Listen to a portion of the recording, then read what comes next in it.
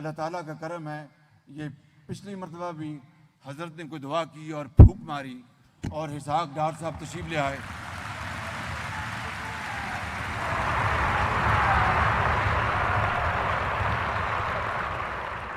ज़रा मुलाज़ा कीजिएगा, मैंने फूंक की बात की है, जादू टूने की बात नहीं की मैंने।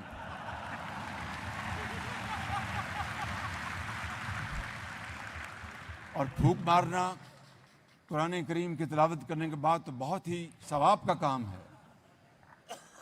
तो खुदा ताला के फजल करम से चूँकि नीयत नेक है, वो कीमतें पिछले 15 बारों में कम हुई।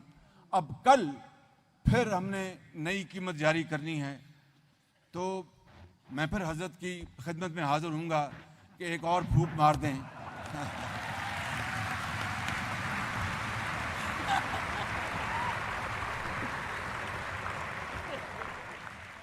वैसे अगर हज़रत एक ख़ास तरफ अपना चेहरा मुबारक करके रुख करके फूंक मार दें तो मामला सारा हल हो जाएगा बिल्कुल।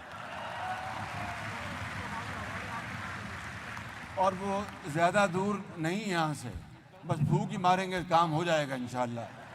पाकिस्तान के 22 करोड़ अवाम मुश्किलात से निकल आएंगे, मेरा ये ईमान